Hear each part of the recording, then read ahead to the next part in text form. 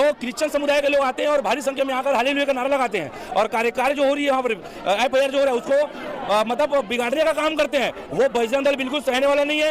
वो अपनी संख्या और ताकत के बल में अगर अड़ रहे होंगे तो बजरंग अपनी ताकत में खड़े होगा और जिस भाषा में वो समझेगा उस भाषा में बजरंग दल समझाने के तैयार खड़ा है।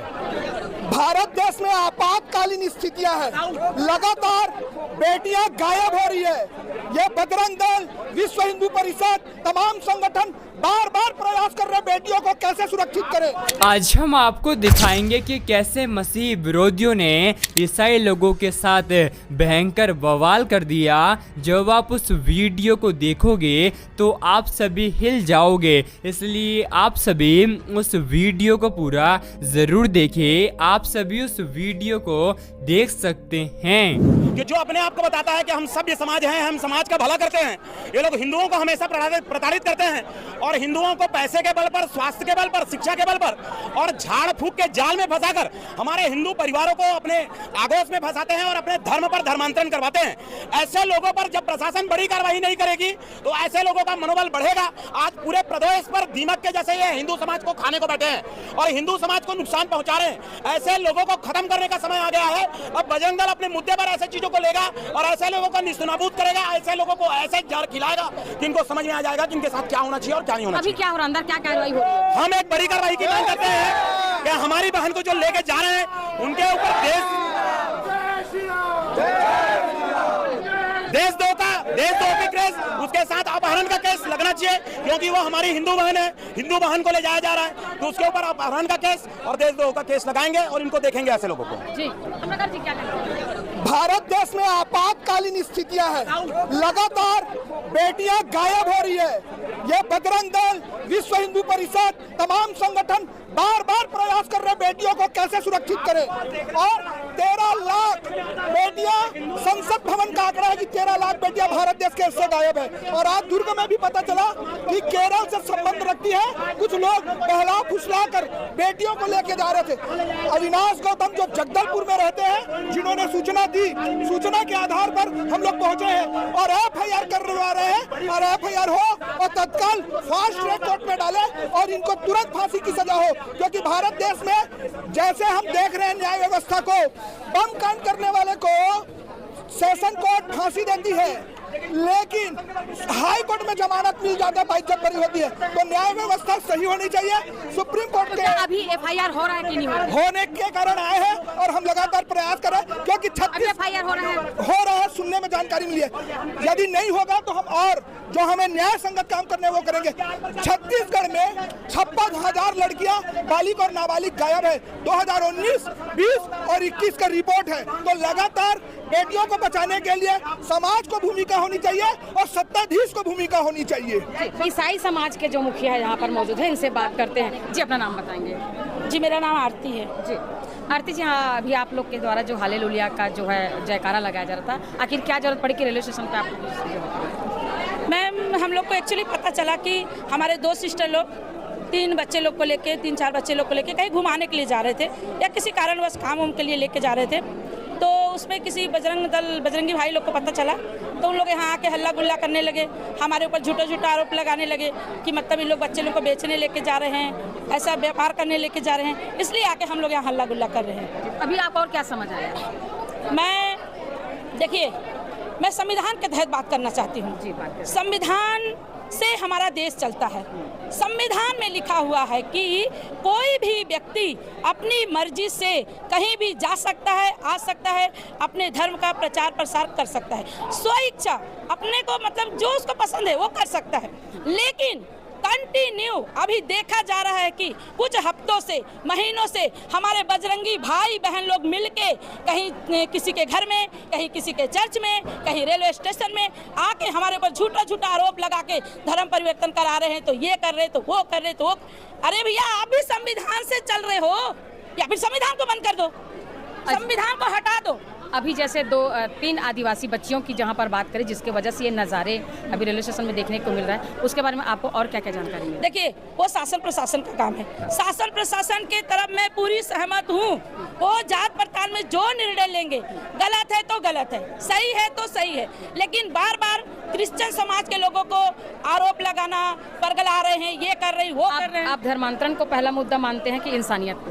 हम सबसे पहले इंसानियत को मुद्दा मानते हैं। सबसे बड़ा हमारा धर्म है इंसानियत, सबसे बड़ा जाति है हमारा प्रेम, सबसे बड़ा भाषा है हमारा मेल मिलाप।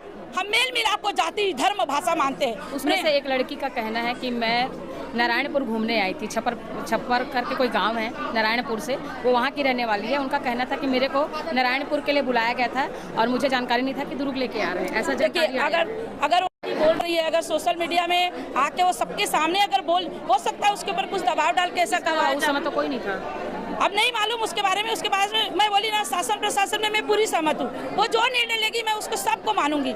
लेकिन ये जो झूठा आरोप लगाते हैं, धर्म परिवर्तन हो रहा है, ये हो रहा है, आप संविधान को बदल दीजिए। आप संविधान से ही देश चलता है, संविधान को कोई नहीं। संविधान को मैं सोशल मीडिया के द्वारा हर एक हिंदू, मुस्लिम, सिख, ईसाई भाई बहन को ये बता देना चाहती हूँ, आप संविधान को बदल दीजिए। 80 साल 75 साल जो पहले प्रथा थी ना, सती प्रथा, उसको आप अपना लीजिए। जब पति मरता है तो पत्नी को ले जाकर फेंक दीजिए चिता पे। काहे के लिए संविधान? फिर उस समय संविधान आपका रखवाली करेगा और बाद में बाकी समय में संविधान नहीं है, बाकी समय संविधान नहीं है।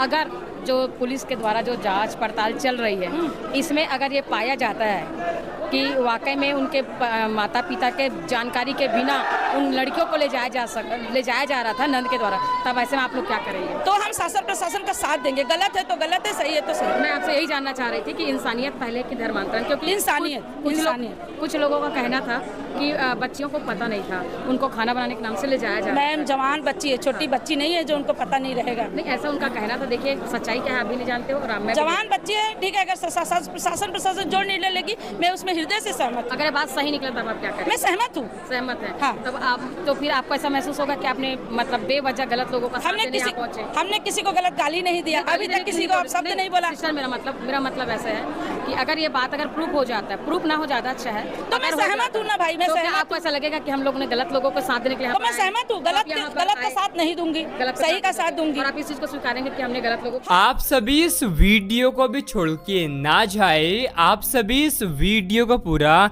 जरूर देखिए। जैसा कि आपने वीडियो में देखा कैसे मसीह विरोधियों ने ईसाई लोगों के साथ भयंकर बवाल कर दिया, आप सभी को हम बताना चाहते हैं। जैसा कि आपने वीडियो में देखा होगा कैसे बदतमीजी के साथ मसीही विरोधी ईसाई लोगों के साथ व्यवहार कर रहे हैं, आप सभी को हम बताना चाहते हैं। परमेश्वर का वचन हमसे बताता है धोखा मत खाओ, क्योंकि परमेश्वर ठट्टों पे नहीं उड़ाया जाता, क्योंकि मनुष्य जो कुछ बोता है वही काटेगा भी।